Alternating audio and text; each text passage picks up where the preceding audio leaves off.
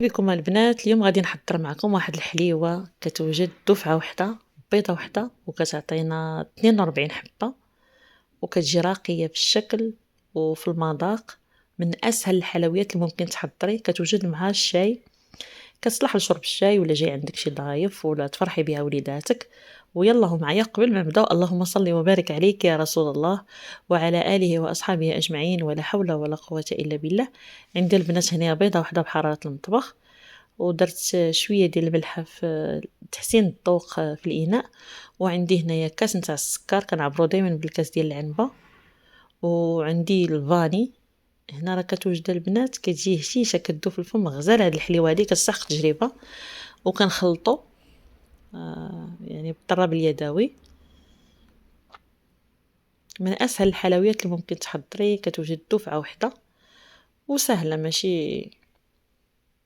عندي كاس نتاع الزيت، هانتوما كما كتشاهدوا 4 كاس نتاع الزيت ديال العنبه، و4 كاس نتاع السكر ديال العنبه في نفس العبارات، بالكيسان بجوج.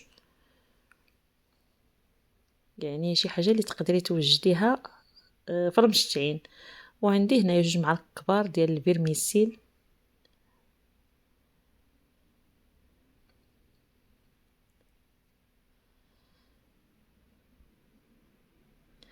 وهنايا هاد الحليوه البنات راه كتجي هشيشه وكما وكتخرج كميه كثيره. من اسهل الحلويات اللي قديمه بصراحه، غادي نرجعوا للارشيف الصراحه، حليوات اللي ساهلين وزوينين بزاف.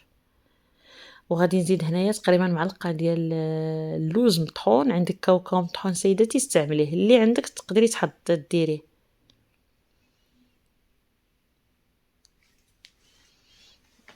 هاد الحلويات كيكونوا ساهلين وكيوجدوا في 10 ديال الدقائق، يعني ما عندهمش المكونات بزاف. حنا فاش كنقولوا البنات 10 ديال الدقائق راه.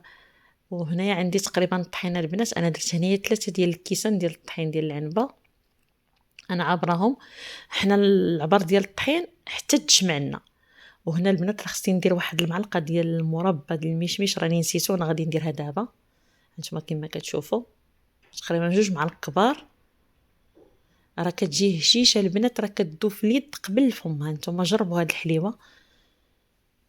والطحين بحال اللي ذكرت في السابق، تقدري ديري 3 الكيسان على حسب الطحين اللي عندك، على حسب حجم البيضه اللي درتي. المهم هنايا حنا ما كنديروش كيكه، حنا كنديرو حلوه، يعني غادي نبقاو نديرو الطحين حتى تجمع لنا هاد الحليوه. وانا غادي نوريكم القوام ديالها. هنا غادي ندير هنايا 2 خمارات بيكين باودر ديال 8 غرام، يعني 16 غرام اللي درت فيها هنايا.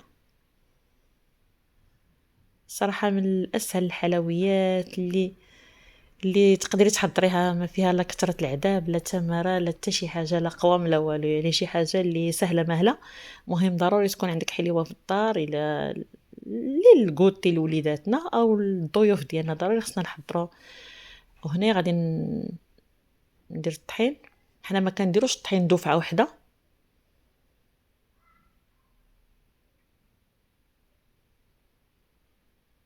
وها نتوما كما كتشاهدوا، انا الطحين اللي كنت غربل ديجا كان عندي في الزلافه، وليت زدت كاس ديال العنبه حيت مازال عندي خصها الطحين.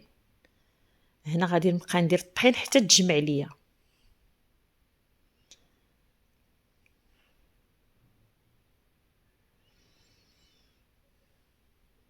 هنايا هاد الكاس اللي غادي نزيد هو كافي هنا باش غادي تجمع ليا العجين.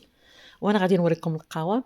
هانتوما كما كتشاهدوا البنات، العجينه ما كتلصقليش في يدي. شتي فاش تكوني كتحضري سيداتي حليوه، وانا كنهضر مع المبتدئات ماشي الناس اللي هانتوما فاش ما كتكونش العجينه كتلصق لك في يدك، راه صافي، راه ما خاصك تزيدي حتى شي حاجه. وكنجيبوا هاد الطاوه اللي كتدخل في الفرن، وكنطلقوها كتطلق بسهوله، ما غتحتاجي لا مدلك لا حتى شي حاجه، سهله مهله ما فيها العذاب لا كثره هانتوما كما كتشاهدوا غادي نطلقوها هنايا في هاد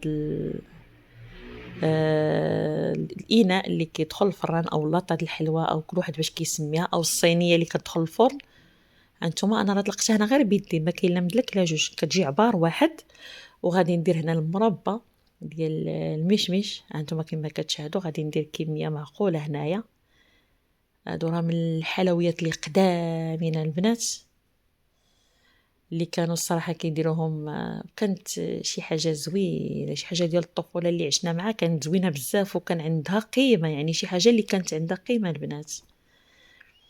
هانتوما انا من بعد ما درت المربى على الحلوه ديالي كامله، هنا درت عندي اللوز إفيلي او رقائق اللوز، غادي نديرها على الحلوه ديالي كامل. هنا بحال كنقولوا 3 ديال الطبقات في الحلوه، ولكن من اسهل ما يكون هنايا من بعد ما وجدات غندخلها للفران. هانتوما كما كتشاهدوا هنا خصها تدخل الفران، من بعد ما طابت غادي نوريها لكم. هنا من بعد ما طابت ليا هانتوما كما كتشاهدوا، تقدري تسقيها بسيرو او شي حاجه البنات، ولكن هانتوما كما كتشاهدوا هنا من بعد ما نقطعها راه جات هشيشه شاربه. من اسهل الحلويات اللي ممكن تحضري، كتوجد دفعه واحده وكتعطي كميه كثيره. وانا راه درت هنايا البنات العبار كبير، قطعتها كبيره، ولكن تقدري انت تنقصي من العبار، حيت انا ما كنعرفش نقطع شي حاجه صغيره البنات، ولكن نتوما غديروا عينكم ميزانكم. هنا راه غير التصوير ما كيعطيش الحق للاشياء، تقدري تصغريها اكثر من هكا، غادي تعطيك تقريبا 50 حبه ولا اكثر. بيضه واحده كتجي راه كتذوب البنات في الفم. وكنتمنى هاد الفيديوهات اللي كنشارك معكم يعجبوكم وتجربوهم وتشاركوهم مع الاهل والاحباب. والمهم هاد الحليوه البنات راه من اسهل الحلويات اللي ممكن تحضري، كتوجد دفعه واحده، كتجي من في الشكل ولا في المذاق زوينه بزاف. وهذا هو الفيديو هانتوما كما كتشوفوا، وهنا غادي نشوفوها مع بعضياتنا عن قرب. هانتوما البنات هنا راه قطعتهم يعني قطع كبيره ماشي قطع صغيره. هانتوما نكمل التقطاع معكم باش تشوفوا شحال راه عطاتني كميه كثيره وراه هشيشه بزاف البنات. هاد الحلوه هذه كتستحق تجربه، وحنا غنشوفوها هنايا في الطبق ديال التقديم وغتشوفوا الكميه اللي عطاتني. الصراحه هاد الحلوه كتستحق تجربه. وشكرا الناس اللي كتدعمني داخل الوطن وخارج الوطن، وخوتنا المغاربه في مكان، وخوتنا اللي في الدول العربيه ودول الخليج. واش نقول لكم جربوها وهانتوما غتشوفوها راه هشيشه البنات. نوريها لكم مع القرب. هانتوما شوفوا، هانتوما غادي راه هشيشه بزاف البنات، راه حلوه الصراحه مذاقا وشكلا رائعه. ولا عجبكم الفيديو ما تنساونيش اخواتي باللايك وبالبارطاج. وشكرا الناس اللي كتدعمني، وشكرا اللي كتقول كلمات زوينه، شكرا على التعليق الزوينه، شكرا على المشاهده.